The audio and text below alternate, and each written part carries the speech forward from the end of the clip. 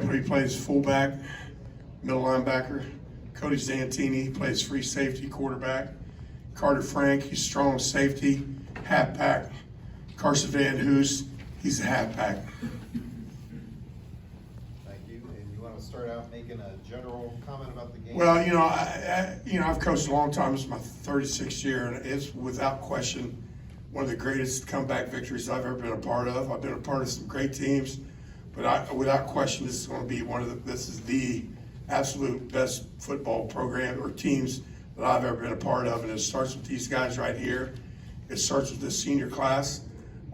We knew this senior class was special all the way down to the third grade. These guys have been running the same offense. That play that we ran and we scored and we went for 2 on, they've been running it since they've been in third grade. And this is just their will, their heart, their effort, and they led us to our third state championship, and I couldn't be more proud.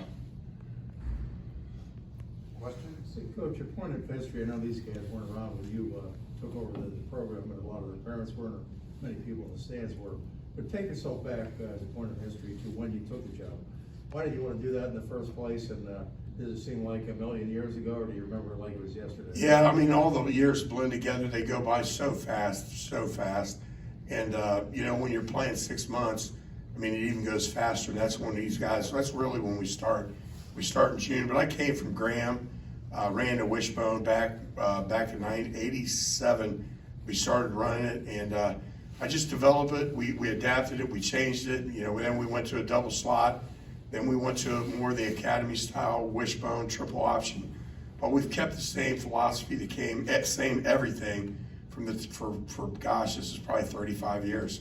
So, but we really haven't changed anything. And these guys will tell you, they really are running the same place today as they ran when they were in third grade. But, it's just evolved a little bit. Football's changing.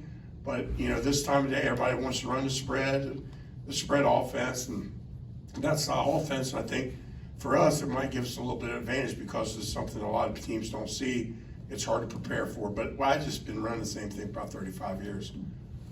Cody, how do you guys maintain the belief? 38-7, they're chewing up yards in big chunks. You guys are probably wondering, do we have enough time even? Are we going to get the ball? Are we going to be able to stop them? How do you guys maintain your belief? When we were down 28-7, I looked at all the guys and I was like, man, you think that we'd have some guys with their heads down. But no, they all still believed. It all started when we, going to the strength hub. He pushes us to the limits. He's always telling us get them in deep water and hold them there. We gotta keep on going, and that's what we did. We believed. To get that quick TD, your TD from midfield, how much did that do for believing it could happen? Well, I knew that somebody had to make a big play, and when we call that triple option, that end's he was taking me all night. The play before that, he took Colton, so I was like, hey, maybe they made a halftime adjustment or something to that play. And so he took me, saw cut back, line blocked well, backs blocked well, and made a play. Coach, the 28-7, when you've only thrown the ball 40 times all year, I mean, you don't think a team can come back. What's going through your mind? Well, I mean, like I said, the triple is a very explosive play. It's really like a pass game because there's, with these guys, there's so many weapons. They're so explosive, all 4 of these guys. It's really just, for us, it's just like the passing game. I mean, if Cody reads it right and these guys block for each other, then it's just as good as a 50-yard, 60-yard pass down the field, and that's how I look at it. So you really can't get out of your, what you do. If you do that, then you're just, you're kind of defeating the whole fundamentals and basics of the offense. Who was on the touchdown? Who was the fake to? Who was supposed to you? So on that play, you and I couldn't see you, but if you're supposed to have the ball and you need them to think you have the ball, I mean, do you practice faking? Well, a couple weeks ago, we were actually getting yelled at in putter fakes. So when he called it, I just jumped in, tried to make it as far as I could, just try to bring everybody onto me, see what was going on. Cody flipped the play. It was a great play call.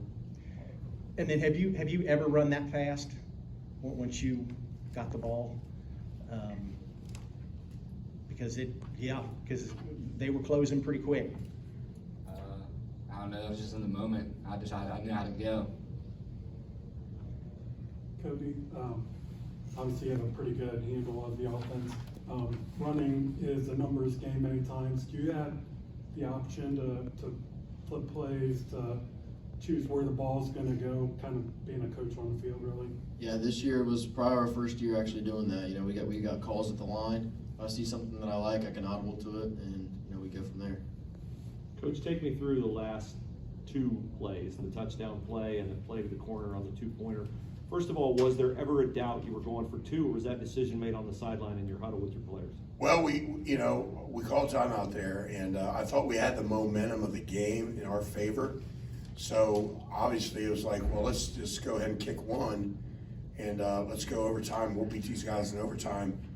But then as I called a timeout, I think Cody's dad, Coach Z, he said, give these guys a choice. They're seniors, let them make the choice. And that's exactly what I did. And I said, what do you guys want to do? And I don't know who it was. I think some of the linemen, I don't know. I think all the seniors said, Coach, let's win this thing. And what's so cool is, our base offensive play, we call it a 16 option. And we ran double tight. It couldn't get any more old school Darryl Roy than that. We was in a double tight set. We call it 16 Mark Alabama. We have the halfback junction, the end, the edge, and Cody pulled and pitched it, and Carson ran to the pylon, and it was just a beautiful. It was really a thing of beauty. It was like Darryl Royal, came out, and the spirit came out of his grave and like pulled Carson over the goal line. It was just a thing of beauty. But no, I let these guys call that 2-point play, not me. Coach, what do you like about your community? Why have you stayed? Well, it's like every year, it's like you got these kids coming up from the youth level, and now I got to the point where I got former players that are coaching at the youth level. Matter of fact, I'm so proud of this guy down on the end of the table here. He coached my 4th grade team, and we got a lot of the alumni, a lot of our former players now. They really take pride in our program and our community, man. It's just they follow us. That was a heck of a crowd out there today, and I mean, I saw so many tears in the crowd. I was just amazing, but it's just a wonderful. It's hard to even think about leaving when you got, the community and you got these players coming up from every level. When you talk like that, you sound so much like the 3 of the coaches who are going to coach here on Saturday night from the MAC. I know you don't play them. I know you're not them, but are you uniquely positioned to understand what goes on in a community when something like today happens? Yeah, I think the culture. We have. Back when I was playing at Grant or coaching at Grant, we had Versailles was my rival. Al Hetrick and Versailles, they won 4 back-to-back state titles, and they finally made it. So we've got a lot of experience with Versailles. Clinton-Massie does, and we had a nice little series with Coldwater. So we understand how those guys. And really, it was 2007. We went and played Coldwater in the state semis, and they spanked us pretty good. It really helped me and my coaching staff. Like, okay, this is where your program needs to be. And but no, it's we aspire to be that type of a program. Absolutely. So Colton, on when you guys drew up Garrett Vance's touchdown, take me through. And I'm not picking on. I don't remember who fumbled that ball. But what did you see on that particular play as it developed? It's just a combination of things. The ball was snapped. It was supposed to be a 2-hole dive. The exchange was kind of iffy. The snap was kind of iffy. It was just a whole lot of things that didn't really go in our favor. I tried to fumble, get control of the ball, and I feel a hand come out from under, and it just punches the ball right out into the end zone. At that point, I had no clue what was going to happen next. I was in the pile. There's people scrambling for the ball. And then when I finally got out of the pile, we saw the sign for touchdown, and it was just one of the greatest feelings I think I've ever felt in football.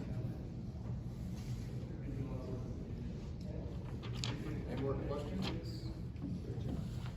Coach, do these guys know Darryl Royal even